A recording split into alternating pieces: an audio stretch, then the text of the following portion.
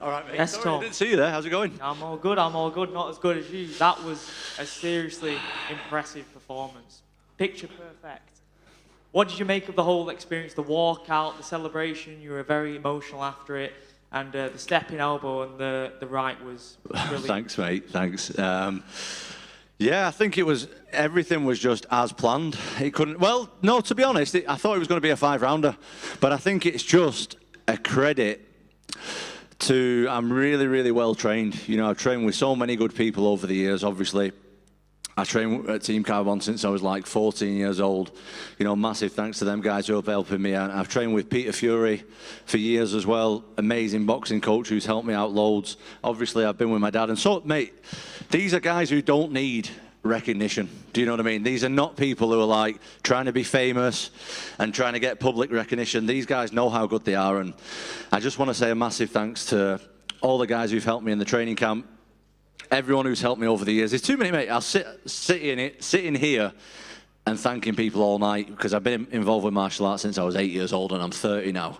So just massive shout out to everybody who's helped me over the years. It's not gone unnoticed. And I think it's shown. Like, I'm so well trained, and I think now I'm really maturing as a person, as an adult, as an athlete, and I think I'm going to be UFC champion of the world, UFC heavyweight champion of the world for sure. What did you make of Jones responding to your call out so quick as well? Jon Jones knows I exist. Woohoo!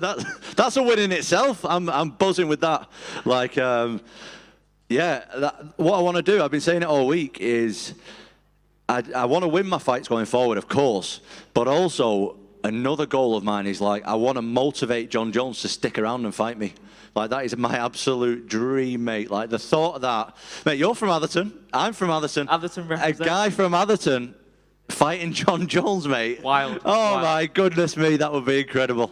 And, you know, you mentioned your biggest influences earlier and the guys that have helped you get to where you are today. You know, your dad, what he's done for you over the past year, put together an elite heavyweight gym over numerous places, St. Helens, Wigan, so many different places, so many guys from different parts of the country, just in terms of what he's done for you over your career and over the past year as well. Right, my dad is such a good guy. Anyone who's spent any time with him will tell you. Everyone loves him. And not just that, the guy is a serious, smart guy when it comes to this sport. He's been involved with MMA for like 30 plus years. And yeah, just massive shout out to my dad. He's been there since my first training session when I was around 8 years old, doing like traditional jiu-jitsu, throughout the boxing sessions, throughout wrestling, all kinds of different martial arts, mate, that I've been involved with. My dad has been at every single session, and anyone from any gym that I've ever been to will know my dad as well because he's been there through the whole time. And massive shout out to my dad for the best training camp that I've ever had. You know, you mentioned Gan and Spivak afterwards, that you was going to be there for that fight. But after being out for so long, do you not want to get back in there straight away? There's Pavlovich waiting there, isn't there, as well? That could potentially be on the table, couldn't it? I'm easy, mate. Throw me in with anybody, but I just think that fight makes sense. Like, it's in Paris. I'll get a little cheeky trip to Paris, have a few beers, eat some frog's legs and all that, chill out a little bit, and hopefully work for TNT Sport as well while I'm there.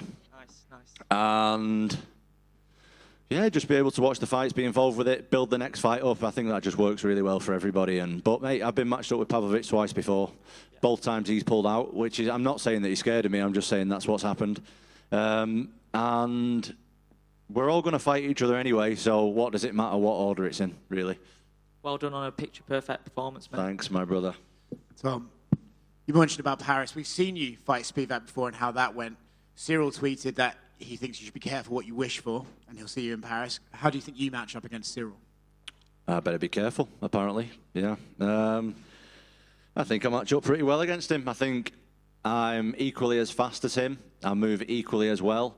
The difference is I can grapple, and I've got a lot of power.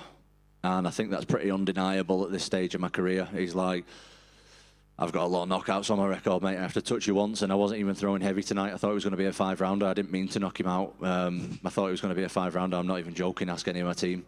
I was pretty sure that that was going to be a 5-round fight tonight, and just takes one shot, mate, at heavyweight, especially with me throwing him. You've been open about how you know, the first few months after the knee injury was shit and how horrible it was for you. You came out to Tyson Fury speaking before your music. Was there something to link to that with your own mental health and combined with what he said and done for people? Yeah, did you like that, by the way? I did like that. It was pretty nice, wasn't it? Well, it's actually on a song. It's on a Meek song. I'm not even really a fan of like UK rap or grime or whatever it is, but that's the intro to the song, and then it goes into a Meek song called Take Losses. And I just heard the song, and like I say, it's not really my style of music, but it's about like persevering through the hard times in life and stuff like that. And I just really wanted it to be a part of me coming back and showing everybody what I can do. And I don't know, I have to watch the walkout back, but it felt special to me. You talk about persevering, so then the payoff, right, is getting to come out here in London in front of the crowd. They're singing the song. What sort of buzz was that for you to actually just sit there? You looked like you were soaking it in after the fight and just taking a moment. No, it was an absolute buzz. I forgot how enthusiastic people are to touch me. Yeah. I'm like walking out, spreading my arms, and people like, it's like, oh, you're like arm barring me, pulling my arm back. Oh, it was so amazing, you know. It sounded quite quiet in the back, actually. Like before I walked out, I couldn't really hear the crowd too much. And then on the walk, it was just absolutely insane. It felt like absolute madness, overwhelming, like movie stuff. And I got in the octagon, mate, it felt so calm. I've never felt as calm in my life. I could see everybody. I could feel everything. I could hear my coaches from the beginning. It was so loud. Mate, it was so loud in there. I could hear like my dad and the rest of the corner so clearly. And it was just special, mate. It was amazing. Nice. 2 more quick ones from me. You came out and threw a kick hard right away. Was that to sort of say to yourself, right, knee's fine, we're good? No, I knew the knee's fine for a long time now. Like I've been training with heavyweights, top level heavyweights, each and every day for the last 6 months at least, possibly more. I knew the knee was fine. The reason I threw that was a plan in the fight, but I was planning on throwing the head kick a little bit later on because we saw a lot in the training camp that he slips the jab like to his right, so we drilled it a lot. And I kind of faked the jab or threw the jab, I can't remember, and he slipped to the right, so I just threw it automatically. I didn't throw it with any... Did it drop him or not? I can't remember. Rocked him. Rocked him. Put him a bit. Yeah. Well, it was a good one. I liked it. And then last one for me, you talked about this perseverance, and I get the impression when we spoke to you this week, you know, you come across as a different sort of figure. I know we used to speak all the time, and you're like, oh, I'm not really ready for Jon Jones or those guys, and even Cyril, you're sort of like, he's very, very good. You come into this week, I feel like, with a lot more confidence. Did you have to go through the adversity of the knee to get to be this person today and be more confident? It sounds madness. Maybe it doesn't sound madness after what I've just done, but I was telling everyone that knee injury was the best thing that's ever happened to me. Honestly, it really was. Like, I had some of the darkest times of my life, but I feel like I learned so much from it, and I really figured out who I am in the adversity of it all. And I really figured out what I want to do and who I want to surround myself with and how I want to spend my thoughts and my time and everything moving forward. Like, I just feel so good about everything, mate, and I really, really needed that reset. Hi, Tom. You came on our podcast for Fitness. Yeah, hello, mate. You all right? Yeah, good, you? Yeah, I'm good, thanks. Good. You mentioned in the podcast that you just said then you went through some dark times with the knee injury, and you said at one point you wanted to quit.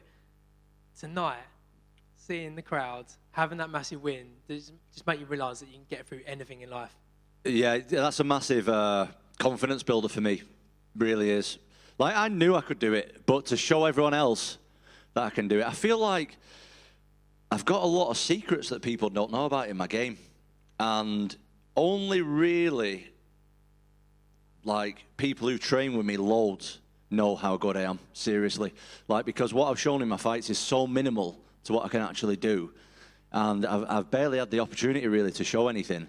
But it feels great just to, mate, there's some people, I read some shitty comments, and I know you shouldn't read the comments, but people screenshot them and send it me. I'm like, well, you fucking stop doing that shit. But people saying, oh, his career's over, he's never going to be back, and blah, blah, blah, all this stuff. Stop it. You said, like, I love you said it's like a reset, because we all had lockdown a few years ago, and that was a massive reset for everyone to actually evaluate their lives and everything. So is this like a big moment for you to tell everyone that, do you know what, sometimes you do need to stop or reset, and it does take a dark time or a hard time to then strive to where you're going to go in life?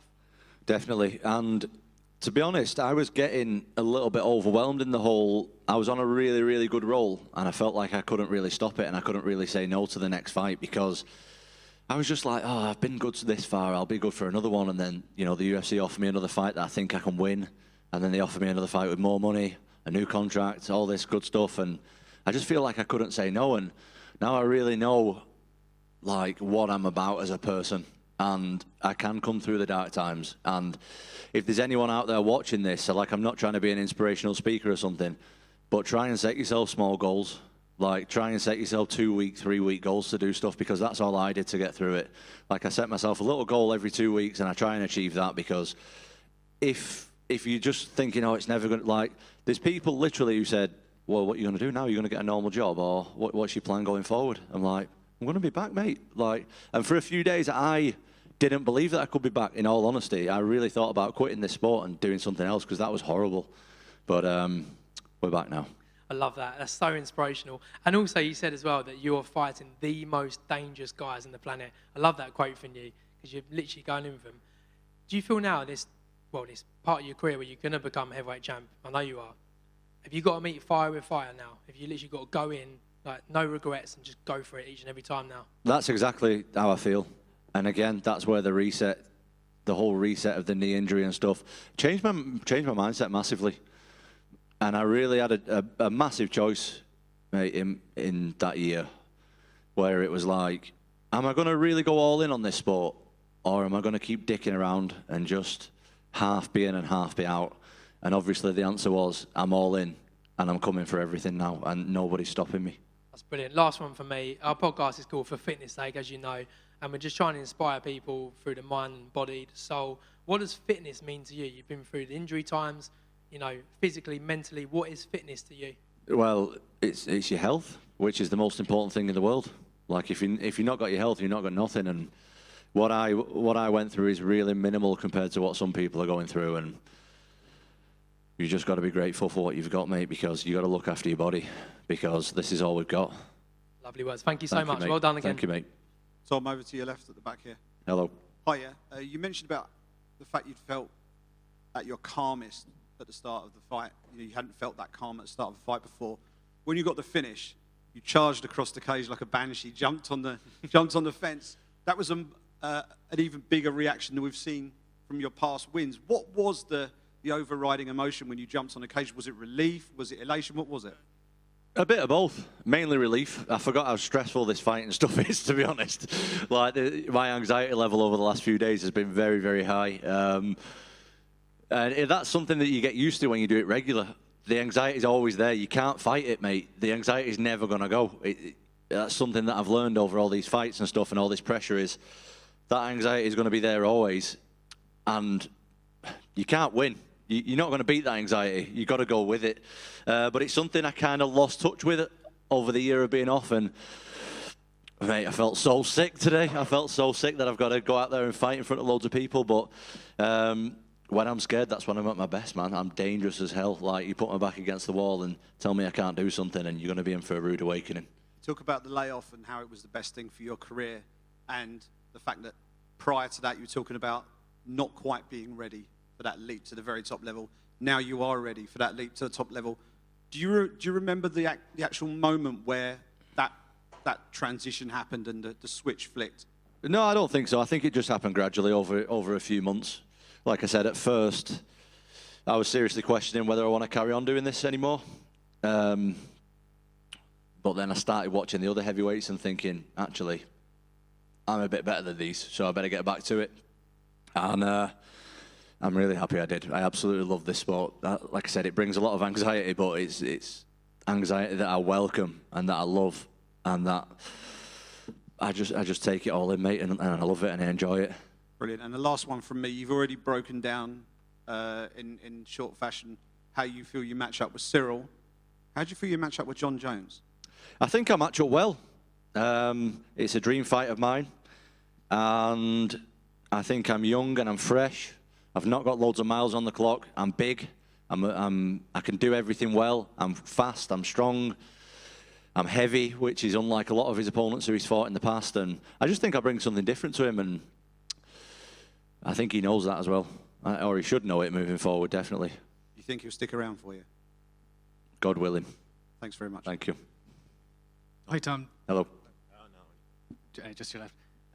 Your dad and head coach Andy seems to have assembled this like team of UK heavyweight Avengers. Mick Park obviously got the win tonight. Phil DeFries defended his KSW title more recently. Go on, Mick. Do you feel that training with those guys has unlocked a new level in your game? I do. I mean, I did train with heavyweights from time to time, but I wanted to, like something that me and my dad discussed, especially when I was injured, is that's what I want to do moving forward, is just train with heavyweights. I think that heavyweight MMA has its own rules. I think that heavyweight, like rolling and grappling with heavyweights, is way more exhausting than rolling and grappling with smaller guys, for sure. The punches and kicks hurt a lot more, and you need to be used to that, mate. You need to get your body and mind conditioned to a massive guy squashing you, punching and kicking you every day, not from time to time, every single day. And if you're not doing that, well, it wasn't I felt like I was struggling with confidence because I wasn't getting that all the time, and I needed to, like me and my dad thought, we need to start bringing guys in. And, you know, we've got such a great people around us, and, you know, it's just been great. It's just been so good, mate. And while we're on the subject, massive shout out to Mick Park, and he gave him massive inspiration tonight. He absolutely soaked up the occasion. We always knew that Mick was good. Like, I've been training with Mick for quite a long time now, and we always knew that Mick had the skills to do it. But fighting in the UFC brings a whole other pressure than fighting on local shows, mate. It's especially in London, and I'm not bothered what anyone says. You feel it. You definitely feel it, and that can go one or two ways. You can either crumble under the pressure or you can thrive, and Mick absolutely thrived tonight. I'm so proud of him. He's the nicest guy ever, and he deserves everything that he's going to get. Pete Carroll's trying to label your team as Team Big Friendly Giant. Does it get your seal of approval? I don't know. I don't know about that. Maybe. We don't have like a team name or nothing. We're just a bunch of good guys training together and trying to bring each other on. Last one for me. You came in at a career heaviest weight when you weighed in. Was that by design, and how did you feel with the extra weight in there? Yeah, I'm definitely heavier. I'm more muscle bound, and I've got less body fat than I used to have, and I need to give a massive shout out to my strength and conditioning coach Jamie and my nutritionist Sean, just for helping me out with that. Something that I've really been taking seriously is my nutrition since I got injured. And I want to be as big, as fast, as athletic, as fit as I possibly can. I want to be the best version of myself as I can, and I feel like I'm pretty jacked these days, and it looks pretty good. Tom down here. Dave Shore was just in here a few minutes before, and he said that they're probably going to look to go to another place in the UK, because obviously they've come to London. Who was that, sorry? Dave Shore. Okay. Yeah, so are you going to be pushing for it to be Manchester next time? Oh, that's another dream fight. That me and Manchester, oh my God, that is stuff that dreams are made of, mate. If I can be the guy to bring it to Manchester, that would be an absolute dream. I've been dreaming of going there and fighting since I was literally 10 years old, so I feel like I've been manifesting that for 20 years. I would love that. And it seemed all fight week that you managed to put the injury to the back of your mind, but that must have creeped up in your thoughts when you were making your way back to the cage. Honestly, it wasn't bothering me at all. And then about 3 minutes before I walked out, they started showing me getting injured on the screen, and I was like, fucking turn this off now. I don't want to watch it. I was just turning my back to it, like, I felt like putting my fingers in my ears. John Gooden saying, oh, his knee's gone. I was like, shut up, John, please. So honestly, I didn't really think about it. My knee is absolutely battle-tested in training. It's been battle-tested for months now, and I've had absolutely no issues with it since I've had surgery, so that's all behind me. Thanks. Tom, just do it. I spoke to Mick Park earlier about this same thing because it was quite wild for me to see. But a couple of days ago, I saw Phil DeFries catch a live pigeon. He's right over there. He'll do it again with if his you pay bare him. hands. If you pay him, he'll probably do it again. How important is it for you to have that sort of fight week camaraderie to kind of ease your mind? Yeah, I mean, we got all the boys down this week, and it's been an absolute blessing. It's been a blessing because I'm with them guys every day. We keep it lighthearted. We have fun. And that's what I need. I can take this sport way too seriously. And I need to be, like, flowing in the cage. I'm not one of them guys who stands with his feet planted and starts throwing bombs. And if I start taking it too serious, that's what I'll probably do. And it's been a great week. Like, we've had such a good time. Phil won his fight last week. Longest reigning KSW champion ever. The guy's an absolute machine. Big shout out to Phil. Big shout out to Mick. Big shout out to all the guys who've helped me. And just thanks, guys, for just being there for me the whole way through. Thanks so much. Congratulations. Hi, Tom. Hello. Pierre from No Sense TV. I come from France. I have two questions for you. The first one, do you think Cyril Gane had enough time to improve his ground game after his last loss? Yeah, I think he did. I think the guy's an absolute specimen physically. I think he's got a lot of skill anyway, and I'm sure he'll pick up the grappling if he puts his mind to it, definitely. Okay, thank you. Second question, do you want to step in the cage if he wins? I would love to. That's what I'm trying to do, yeah. I'm definitely trying to do that. Do a little stare down on that and get the fans involved. Probably get booed, but it'll all be good fun. We are nice people. Oh, well, it'd be nice to be them when I arrive. That would be lovely. And last question, are you not afraid that Jon Jones will not face you? Because you know it can be a problem for him and that he will retire after his fight against... No, I'm not. It's one of them. It's not my goal. Like, I would love it to happen. My goal is heavyweight champion of the world. That's my goal. That's my life goal right now. But Jon Jones would just be an extra bonus. Like, if I could get that, that would be amazing. But if he retired, I wouldn't be like, oh, Jon's retired. Oh, no. I would be upset, obviously, but it wouldn't bother me. I'll fight the next guy who's got the title, no problem. Thank you very much. Thank you. Tom, down here. I know you said that you want to convince Jon to stick around. Would going to MSG in November potentially be a way to do so? Yeah, if possible, I'd like to fight on the lower down that card. Like, if I could fight on the same card against the winner of Spivak and Gan, I think that would be amazing, because they fight in like 4 weeks' time, which is September.